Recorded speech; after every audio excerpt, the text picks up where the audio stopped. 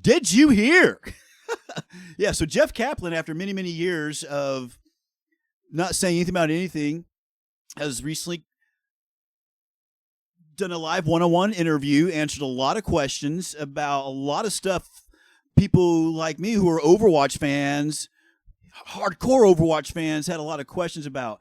Jeff garnered a lot of community hate back in the day, and a lot of people just hated seeing his Overwatch dev blogs, like I was saying.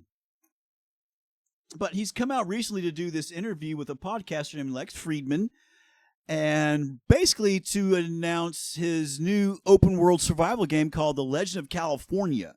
All right, and Jeff has described Legend of California to be Red Dead Redemption meets Rust. Basically, it's an open world survival game with a Western type of theme. And this is what he's been working on since he left Blizzard. He went and started his own company. He's probably going to publish it too. Probably. Yes.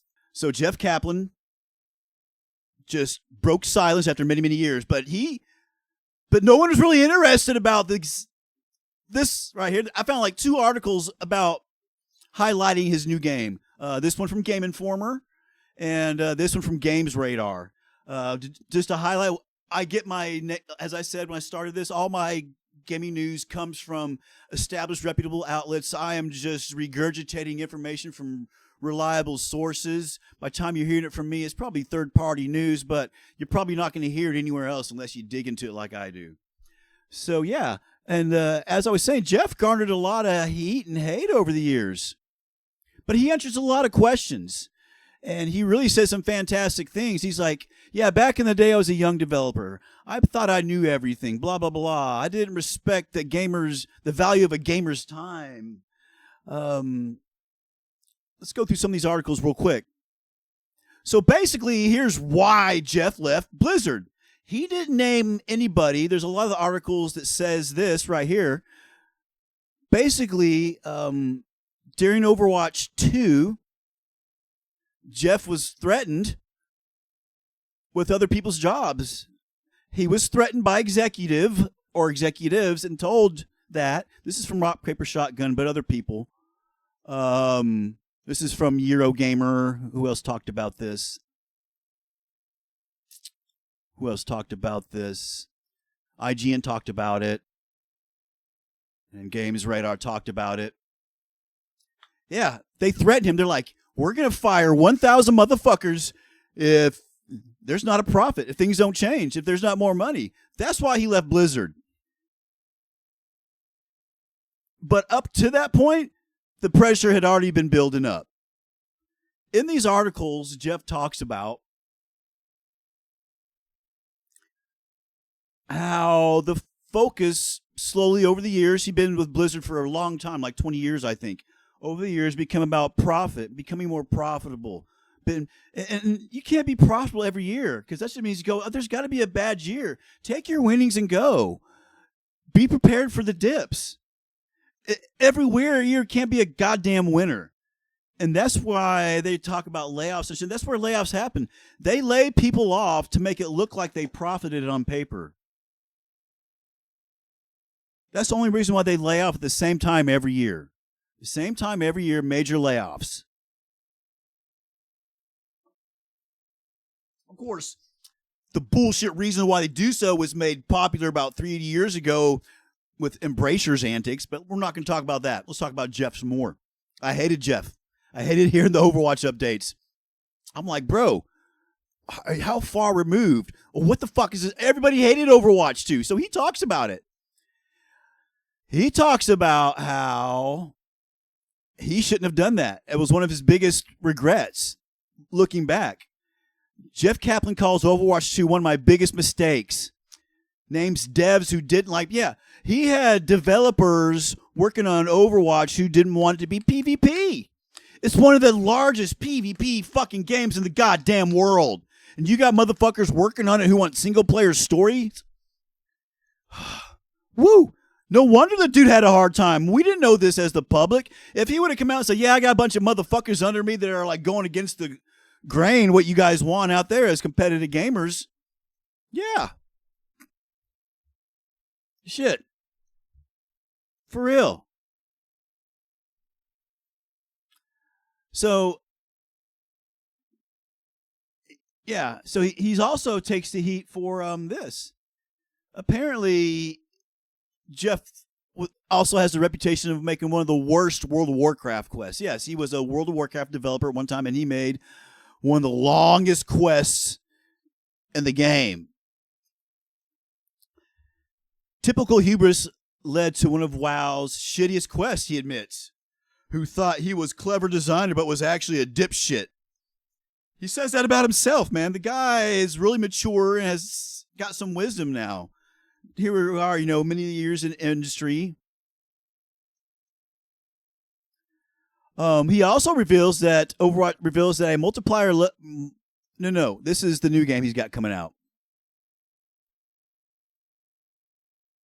That's a new game he's got coming out. Blizzard canceled World of Warcraft follow-up. Okay, this was the game that Overwatch came from. He talks about this. So, Overwatch was originally going to be the next World of Warcraft. Right.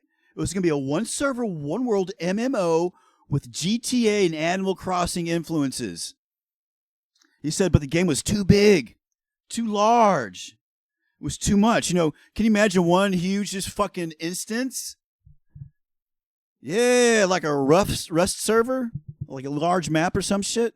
You're going to hear me make a lot of Rust references because I played a lot of Rust. Yeah. And because it didn't go where they want or wasn't feeling right, that's where Overwatch came from. Overwatch was the remains of what this game was supposed to be. Jeff talks about all those things in this interview with Lex Friedman. And everybody took notes and made all these articles, all these outlets. So he talked about being threatened with people's jobs to make profit. Can you imagine that stress being put on you? And I can imagine it was probably Bobby Cockrick, pussy grabbing piece of shit, motherfucking guy that used to own Blizzard. That's probably who said it. Here he admits his own blunders. Talking about the people losing their jobs again. Yeah, talk about where Overwatch 2 came from or Overwatch and why he shouldn't have done that. And his new game. Ex-Overwatch director reveals a multiplayer love child of Red Dead and Rust, which I hope boasts nude shootouts, comments Mark Warren from Rock Paper Shotgun. So I found this was my highlight of my week, hearing from Jeff. Because I used to hate on Jeff. I used to say some nasty things about Jeff. But here he is, spilling the beans. And I guess he's kind of, now that it's been so many years removed from his departure and that the company is now owned, Blizzard is now a Microsoft product, I guess he felt safe saying these things.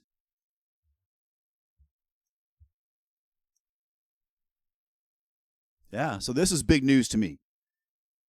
If you are an Overwatch fan and you followed the game from day one like I did, even before it came out, you know who Jeff Kaplan is. All right, let's move right along through the news. My monologue too long already. Fluxreversal.com. Also still in the news, Valve. Valve still in the news. Basically, what they're in the news most for is their response to the New York Attorney General's accusations. Basically, Valve says, fuck you. Fuck you. Yeah. So in their organized professional response to the New York Attorney General. They said, "Man, listen, these are digital collectibles." And they kind of like insulted the Attorney General. It's like, you may be unfamiliar with skins and what they are, blah blah blah blah. These are digital collectibles, and they liken them and they use these examples in their response. Kind of like buying a package of Pokemon. Like, you don't know what Pokemon cards you can get when you buy a package of Pokemon, right? Or any trading card game. That's how they are. That is the basis of what trading card games is. Baseball cards. It all started with baseball cards back in the day. That was the basis. It was a gamble. You didn't know what you were going to get. You pay a fixed price for something, and sometimes you get something really good, and sometimes you just get blah. That's what Valve is defending itself as. Then they go on to say, listen, these third-party organizations who sell baseball cards and tradable goods, that has nothing to do with us. They're reselling digital goods. I can't help it. Someone made a gambling site with my shit. That's not what was intended. But for us to fix that would fuck up the rest of our ecosystem and make a lot of players unhappy, you know, because we like our skins. We like our skins. That's the gist of the response. Valve did make a statement recently also over the past couple of days. They're after all these accusations of being monopolizing the gaming industry, Valve's like, no, we don't do that.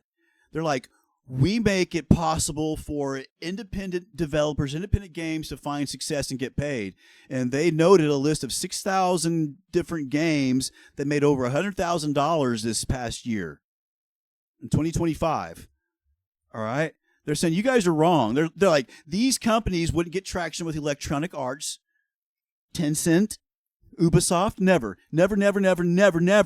We provide a platform that makes a level playing field for these people to go toe-to-toe against the big boys. That's what we do here at Valve. That's what Steam is about.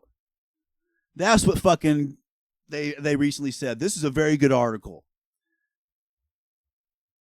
They're like, fuck you guys, trying to call us monopolistic. We're not the ones doing the gambling. So other companies. So they also made a public announcement. They're like, yo, dog, we need some RAM. So Valve is getting attacked from all different directions, and they, like many other big boys, are having trouble getting hardware. So I thought this was a really good article. This is Valve pushing back. And I thought Valve's big fuck you to the New York Attorney General was a pretty good statement, too. A good stance. All right, we're going to move right along through the news. You ever see this game rated PEGI 18? Or whatever? PEGI has introduced a whole new slew of regulations that specifically focused and target monetization models. The different monetization models that exist. Everything from battle passes to loot boxes to random loot boxes. They have made these regulations to fall in lines with some of the national law, like in Australia and the UK, how they have laws about, you know, age requirements and how these companies have to make adjustments in these regions on their products because of the existing laws and regarding monetization models, buying bling or buying items from the loot shops and shit in these games. That's what all these articles talk about. They talk about these big changes in the standard that PEGI has implemented and broke down the different levels for each one. Basically, a game has to be rated PEGI 16 if it has any kind of loot box, anything. Any kind of battle pass, fucking anything. It has to be at least PEGI 16. The regulations also talked about some regarding chat restrictions. Like if you're gonna have unmoderated chat, it's got to be PEGI 18. So basically, they've set the stage for you being able to have a reason to not pay for moderation in your game's chat. It's an 18 plus game. I don't need moderators. This is good. This is checks a lot of boxes for a lot of people, like the New York Attorney General. But this isn't New York. PEGI exists in the EU. I think that's actually their acronym. I think that is their acronym. It has something, I forget their acronym. Something European blah, blah, blah, blah. Pan-European Game Information. Yeah. I knew there was the word European in there somewhere. It's got nothing to do. It has no effect on the United States. But European market for a lot of American-based video games is very big. So anybody who plans on selling their shit in the fucking European market has to follow these rules. Now, here's the big caveat and the big pushback. I personally think this pushback is going to get changed down the road. This new law, these new standards only apply to games made currently moving forward. Any new games being made. It does not affect existing games. It doesn't affect anything that already exists. So if there are already games that already have battle passes and loot boxes and skins and a market and shit, it's still the motherfucking Wild West for those companies. These new regulations do not apply to them because they've been grandfathered in. But any new company or new game that comes out, all this shit applies to that. A lot of people are not happy with that because the problems exist with some of these big boys like Roblox, CSGO. That's what the New York Attorney General is doing. But, New York Attorney General is not going to attack Roblox. I guess they could. Why don't they? Oh, they are. They're attacking because of Haven for Pedos. Anyways, that's what's going on. The pan-European global blah, blah, blah, blah, blah, blah, blah. SAG-AFTRA has issued a do not work order against Capcom. That's right. Capcom is making a new game or a follow-up to Mega Man called Mega Man Duel Override. And they have been approaching voice actors individually outside the union and have publicly stated, we are not hiring union actors. The thing about it with SAG-AFTRA is if you're a SAG-AFTRA union member and you go to work for a company who's not a union, you get in trouble with the union. Yes. And so maybe on some low-profile, low-budget indie shit that will never see the light of day, you'll never get found out before. But this is a big name. So the old guy who did the last game, he can't do it. He's like, yeah, I replied to them I'd like to, but you guys have to sign this agreement. Basically, Capcom and the developers for Mega Man Duel Override have to sign some paperwork that comply, to say, yes, we comply with this. And they're not going to do that. They're just like, nope, we're not doing that. And they are approaching individual actors. And SAG-AFTRA told the actors, they're like, no. So in response, after they found out that they're being approached, SAG-AFTRA has issued a do not work order against Capcom. It's not a strike. They're not striking. This isn't a strike.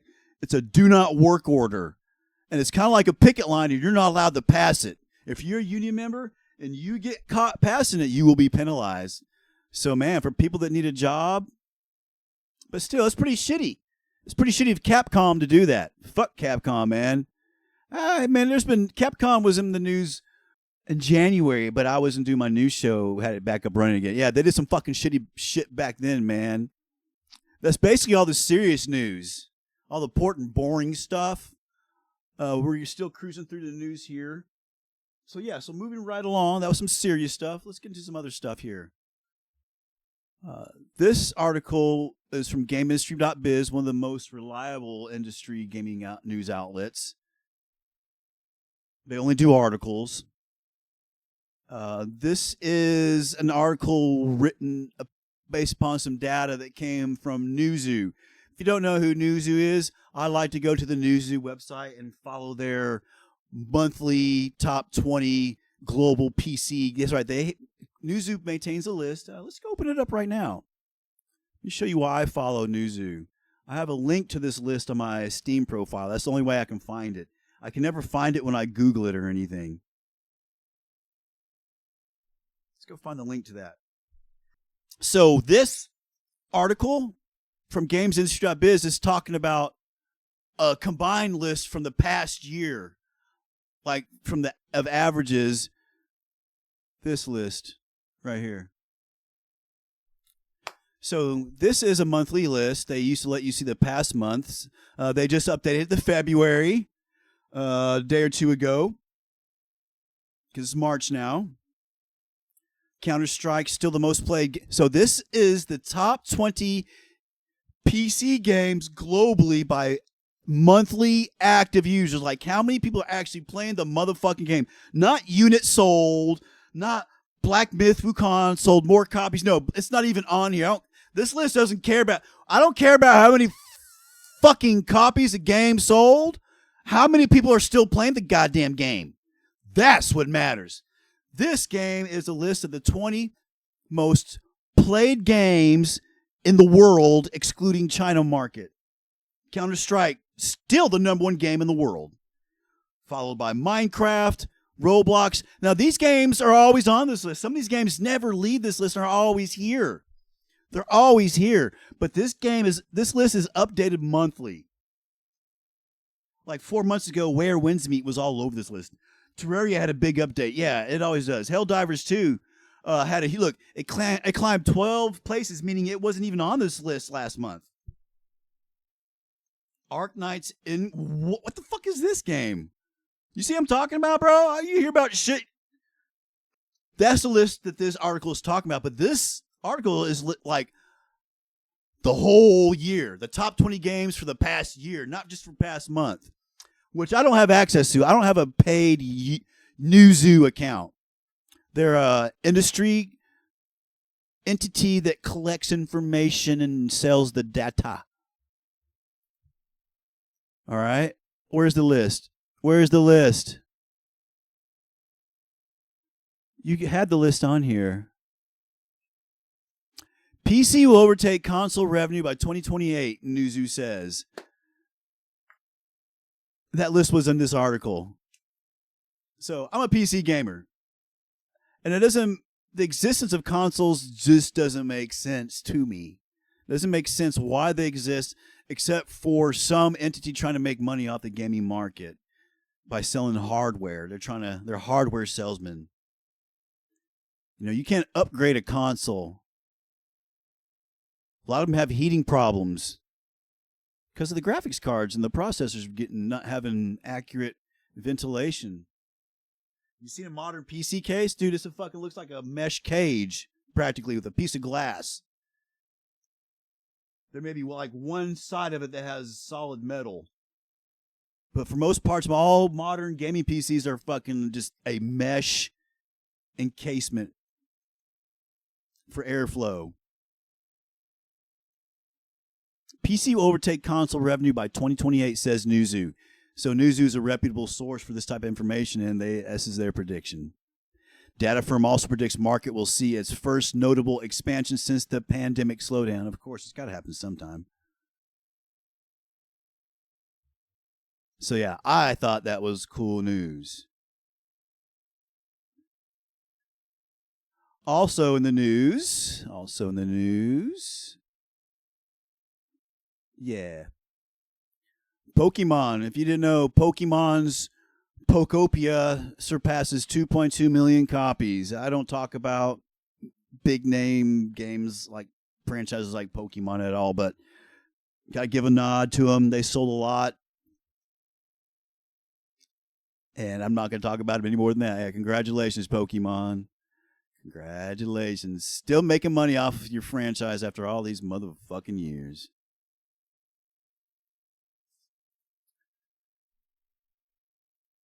Roblox and Minecraft players are less likely to play traditional AAA video games. Another good article from GameIndustry.biz from Lewis Packwood.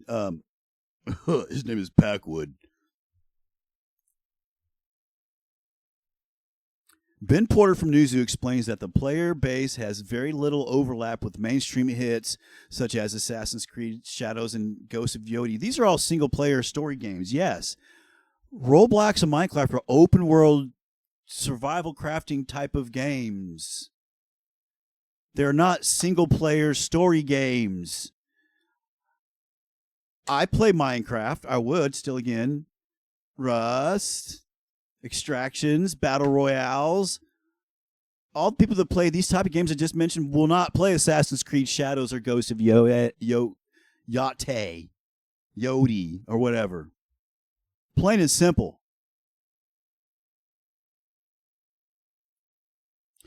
There's a theory that these folks then drop out and play single-player experiences and then they go back to their live service experiences. Yeah, because a single-player game is kind of like watching a show that just got released and you want to see all the episodes or something. So I thought it was a pretty interesting article and I had an opinion about it and you needed to hear my opinion. Oh, Marathon. Do I want to talk about Marathon? Apparently Marathon's being review bombed. Don't pay attention to the Marathon's review bombing. There's no design that Marathon is being held under a microscope at the moment as for whatever reason. Many gamers seem determined to see the game fail. Like the Burnt Peanut having seemingly been forced to play the game offline because their chats have become so toxic about it and is usually the case with any controversial game. Oh, man. Why is it catching heat? The issue with the Metacritic's user review scores is that they don't require someone to prove they own the game. It's based upon Metacritic, of course. There's some other articles about the game's updates.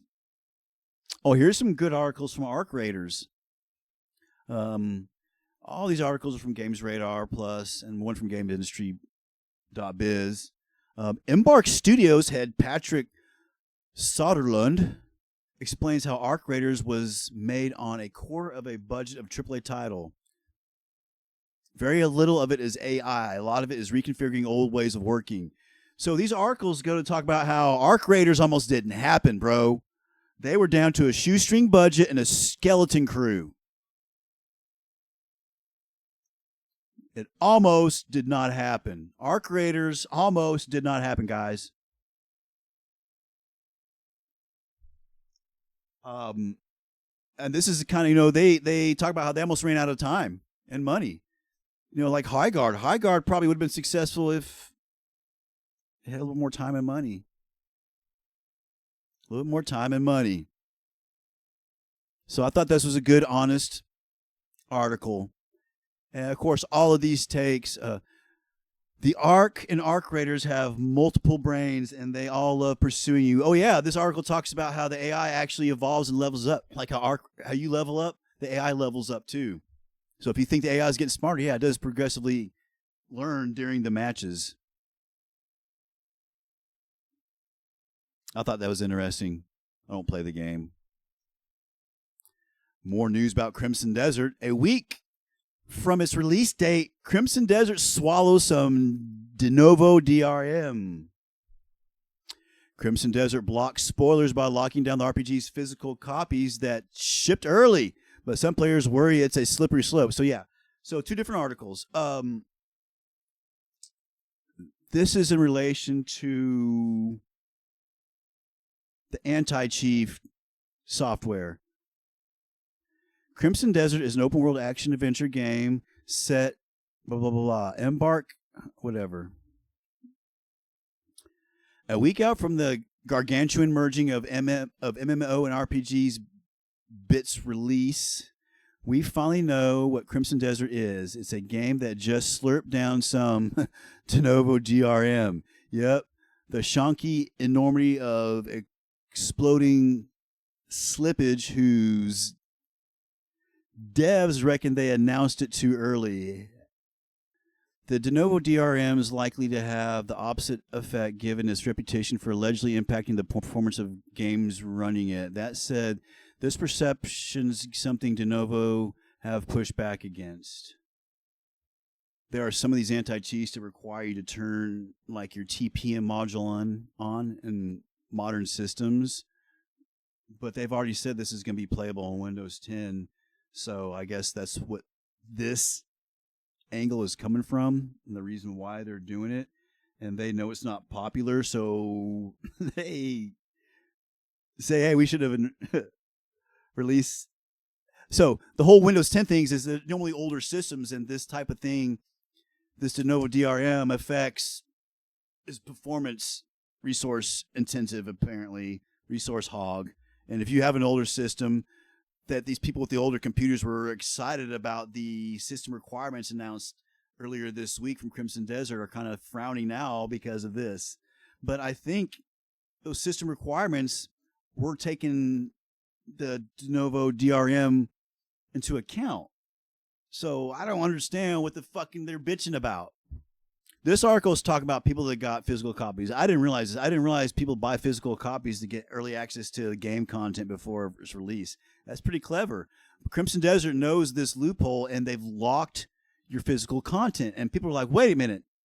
So I don't know what method is getting used to lock their digital content, but people are complaining like, I bought this physical copy so I can have access to it forever. Not so you can lock me out of my own fucking disc. It reminds me of HP locked me out of my goddamn printer I couldn't even use. Fucking HP. As is common with pretty much any major release nowadays, physical copies of Crimson Desert have been delivered to some of the players. Crimson Desert disc is literally unplayable. Players who receive their physical copies will report that Crimson Desert requires an internet connection to download and update, meaning the full game isn't on the disc. After that, the game locks everyone out anyway and asks you to return on launch day. If an offline single-player game... It's an offline single-player game, that's the bitch. If it was an offline timer for the release, that's one thing. If it was a multiplayer open world RPG, that's different too. Like buying an old disc for World of Warcraft. Witcher fans, The Witcher 4 will bring a massive visual boost thanks to NVIDIA RTX Mega Geometry. CD Projekt Red's next Witcher game is set to adopt one of NVIDIA's newer ray tracing technologies that people are using yet, which will push the game's visuals to new levels. A fresh report indicates that the game will feature the RTX Mega Geometry system, a technology designed to handle extremely complex scenes while maintaining performance.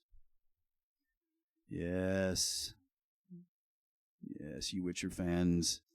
One of the many single-player story games I would have loved to have dived into and taken the time to get through, but so many out there, man. So many good.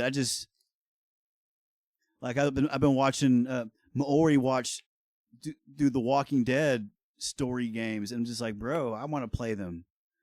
Of course, that's one of the reasons why you want to watch this game streamer. You can experience it with them without actually having to do it yourself. It's just as fun for me, that type of game anyways. This too. I thought that was kind of cool. Claire Obscure Expedition 33 wins Game of the Year at Developers Choice Award 2026. Sandfall Interactive's debut title took home 5 awards, including Best Narrative and Best Visual Art. Another good story game.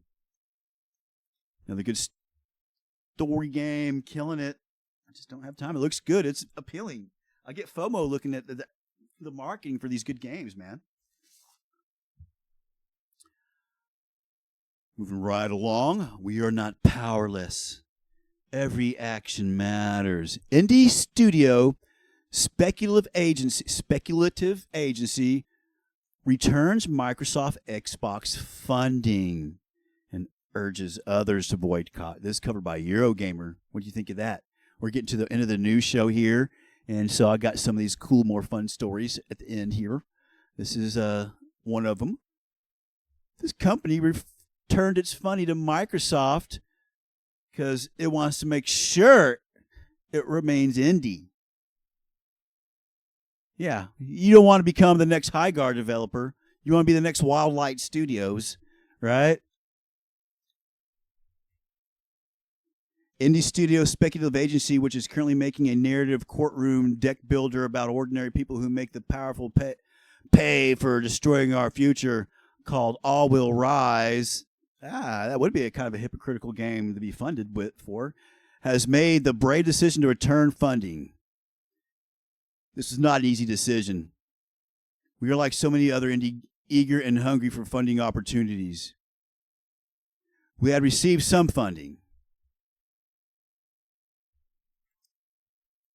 We also debated whether this boycott made political sense for us. Our game is about ecocide and corporate greed. Should we refuse to participate in corporate platforms that are currently destroying the planet?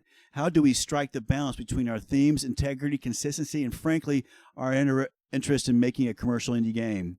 But eventually, the urgency of no games for genocide and its value has a growing movement. Yes. Good story. Good story. New game report claims to reveal top 20. Oh, this is the top 20 games. This is the top 20 games. This is the article. This is the article. Not this one.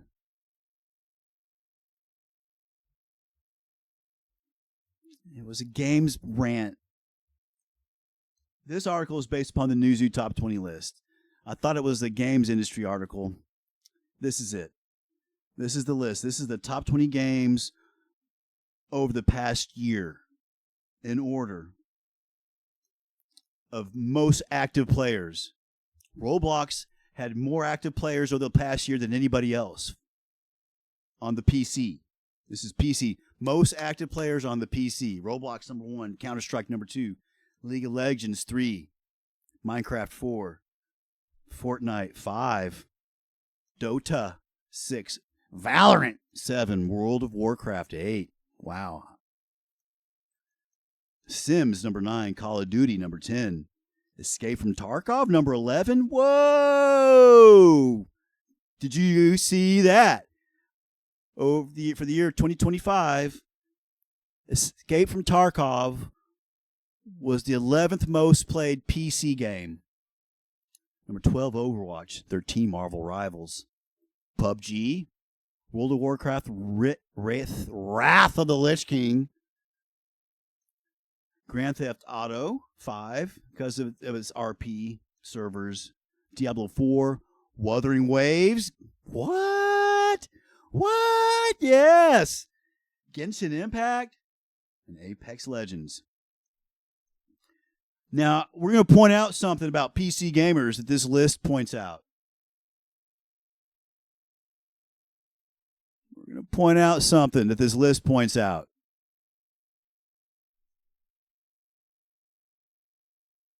Most of these games are PvP games. That's right. Let's go down this list and count how many PvP-only games. Counter-Strike, League of Legends, Fortnite, Dota, Valorant, Call of Duty, Escape from Tarkov, Overwatch, Marvel Rivals, PUBG.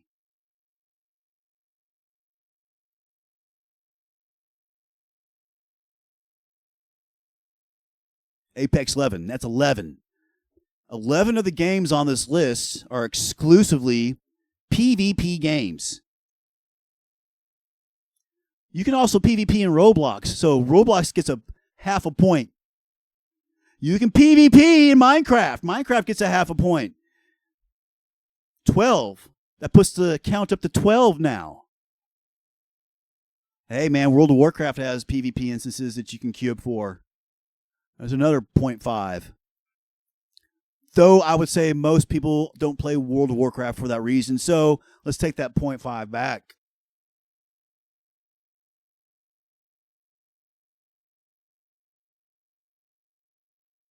So we can comfortably say that 11 out of 12 games of the top 20 games played on computer around the world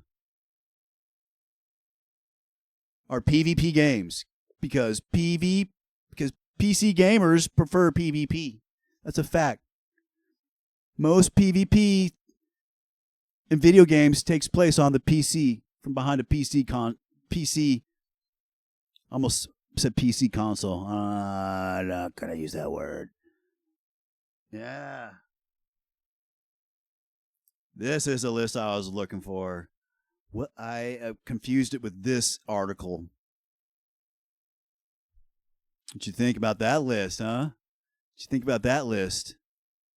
Top 20 most played games 2025 by active users, not by copies sold. Not by copies sold, by users. Actual people playing the motherfucking game. To get clarification what these numbers are, let's go to Steam charts.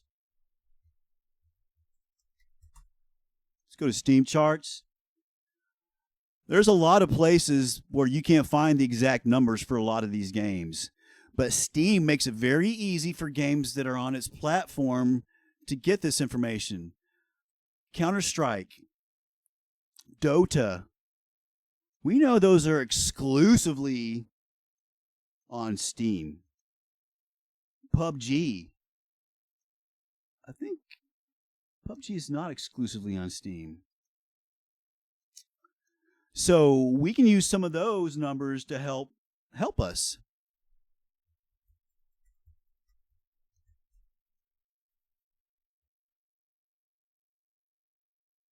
Command and Conquer. Here it is. Peak players. 1.6 million people. So, and the numbers between these games are probably off by like 100,000. So while this may be 1.6, this is probably 1.7, 1.8, maybe close to 2 million. This is probably like 1.5 in League of Legends. Minecraft's probably about 1.4. The numbers the ranges are very small and very tight. And I've been following this list for years, for longer than I've been playing, I've been doing the news. So that's a good piece of information. It's a good source. If you ever get in an argument with somebody about what's what, on who's playing more of what, go check that list out. And this isn't video game related news, but the U.S. just gave electric flying taxis a major green light. All right, let's go find a new way to fucking die. Woo! That's it for the news, guys.